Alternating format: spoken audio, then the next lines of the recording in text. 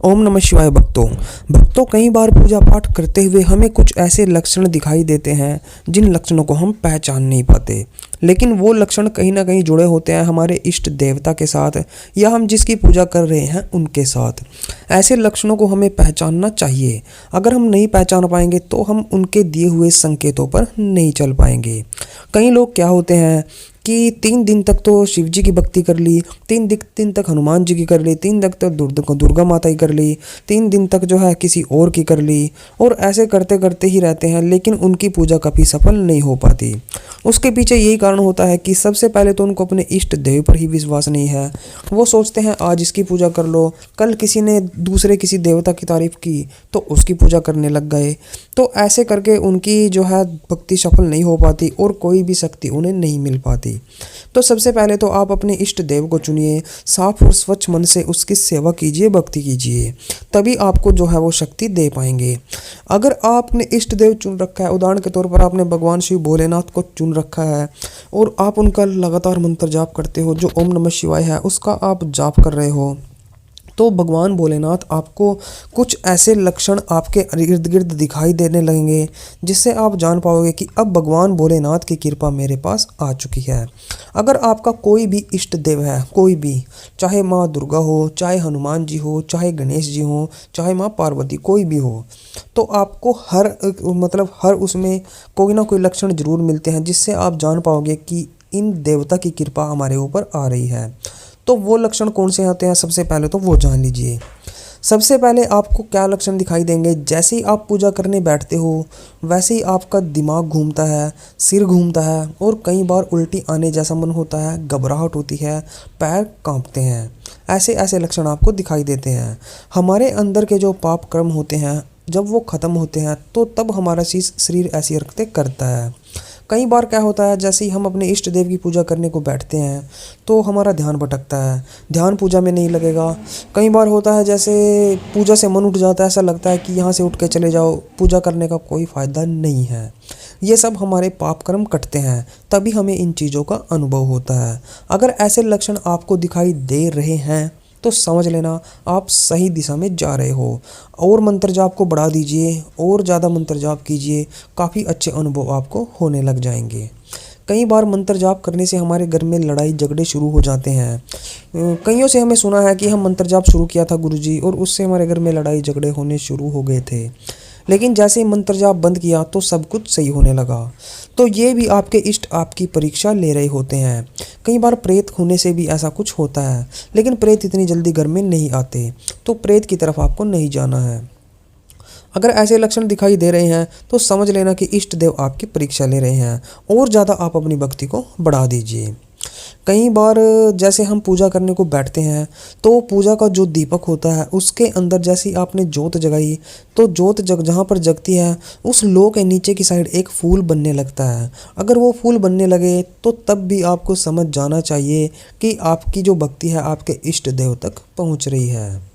कई बार क्या होता है कि हम भक्ति में इतने ज़्यादा लीन हो जाते हैं, हमें पता नहीं रहता कि हम बैठे हैं, हम क्या कर रहे हैं।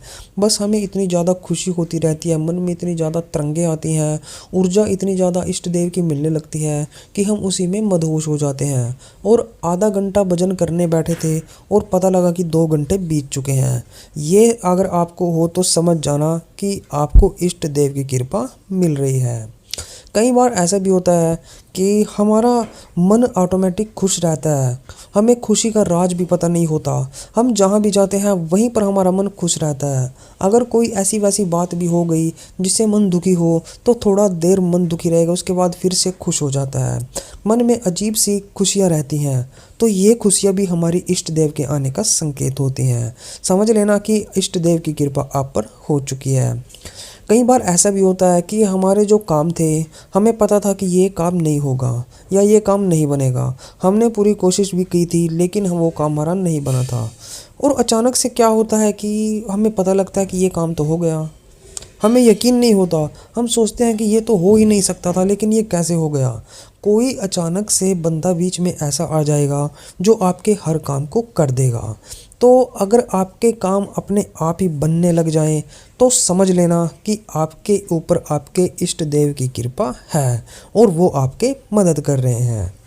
कई बार ये होता है जैसे हमारी इनकम तो है 10,000 रुपये और खर्चे 15,000 20,000 के हो रहे हैं, तो उसमें आदमी परेशान रहता है क्योंकि घर का गुजारा नहीं चल पाता।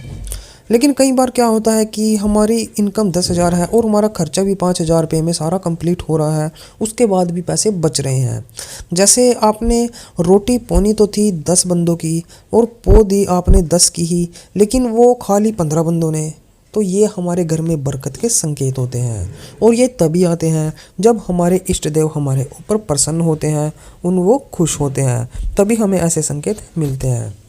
कई बार ऐसा भी होता है जैसे हम कहीं जा रहे होते हैं और हमें बार बार कोई ऐसा इंसान दिखाई दे जो हमारी तरफ देख रहा हो और हंस रहा हो या फिर हमें आशीर्वाद दे रहा हो, कोई ऐसा बाबा दिखाई दे, कोई अजीब सा इंसान दिखाई दे और हमें आशीर्वाद दे या हमारी तरफ देखकर हंसने लगे, तो ये संकेत होता है कि आपके इष्ट देव उस वेशभूषा को धारण करके आपसे मिलने आए हुए हैं। अगर ऐसा लगे तो उसी टाइम आप उनके पैर पकड़ लें और जो मनोकामना है वो मांगे और बोले कि अपनी भक्ति हमारे ऊपर ऐसे ही बनाए रखना। तो ये भी संकेत होते हैं आपके इष्ट देव के आने के।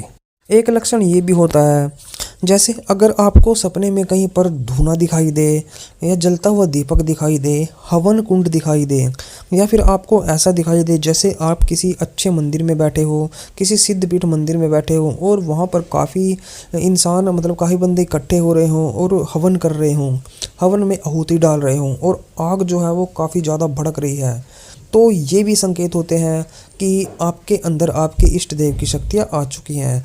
हवन करना या फिर जलता हुआ दीपक देखना, ये सभी अगर आपको सपने में दिखाई दें तो इष्ट देव की खुशियों के संकेत होते हैं। इससे आपको खुश हो जाना चाहिए और अपनी भक्ति को बढ़ा देना चाहिए। और एक लक्षण ये भी होता है कि अगर आपको कोई एक ऐसा मंदिर बार बार दिखाई दे या कोई ऐसी मूर्ति आपको बार बार दिखाई दे जो आपने पहले कभी देखी नहीं हो, लेकिन वही मूर्ति आपको बार बार दिखाई दे रही है और उसी मंदिर में आप बार बार जा रहे हो स्वप्न के माध्यम से, तो ये भी संकेत होता है कि आपके इष्ट देव आपको कुछ हिंट दे रहे हैं, वो आपको कुछ संकेत दे रहे हैं और आपके ऊपर उनकी कृपा का संकेत यह माना जाता है। तो अगर आपको ऐसा कुछ भी दिखाई दे तो भी समझ जाना चाहिए कि आपके इष्ट देव की कृपा आपके ऊपर है। और जो मैंने सबसे पहले बताया था कि जब हम पूजा करने बैठते हैं तो कई बार हमारा सिर घूमता है, उल्टी आने का मन होता है, कई बार घबराहट होती है, तो ऐसा लक्षण अगर आपको हो तो ये भी आपके अंदर देवी शक्ति होने का एहसास होता है। लेकिन ये प्रेत होने पर भी हो सकता है, क्योंकि प्रेत अगर घर में हो तो तब भी वो अपने सर को भारी करेगा, आपको घबराहट देगा, मतलब आपको ऐसे ऐसे लक्षण वो देगा कि आपको पूजा से उठा के वो रहेगा, आपका मन पूजा में नहीं लगने देगा। वो भरपूर कोशिशें करेगा कि ये आदमी पूजा पाठ से उठ जाए। तो उसके साथ साथ कई और लक्षण भी प्रेत के होने के दिखते हैं, जैसे घर में बरकत का रुक जाना, घोड़ा गाड़ी का खराब हो जाना, या फिर घर में बिल्कुल भी शांति न रहना, अशांति होना, घर में क्लेश बना रहना, तरह तरह की लड़ाइयाँ होना, छोटी सी बात पर इतनी बड़ी बड़ी लड़ाइयाँ होना कि आप बाद में सोचो कि बात तो कुछ भी नहीं थी और लड़ाई इतनी बड़ी हो गई।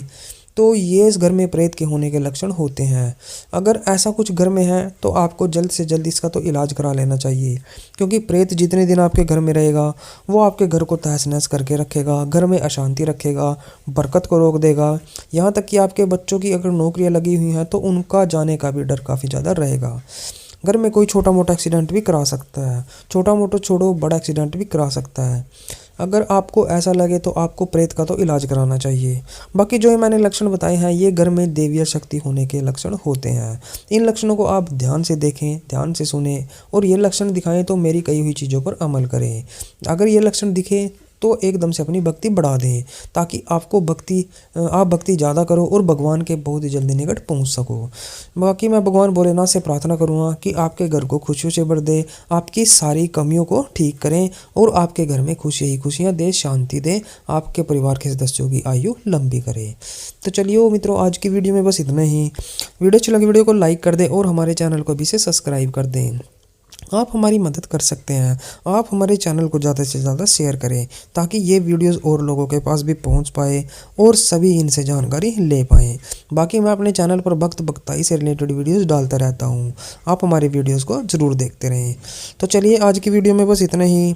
मिलते हैं हमारी एक न्यू वीडियो के साथ। तब तक के लिए ओम नमः शिवाय, ओम नमः शिवाय, ओम नमः शिवाय।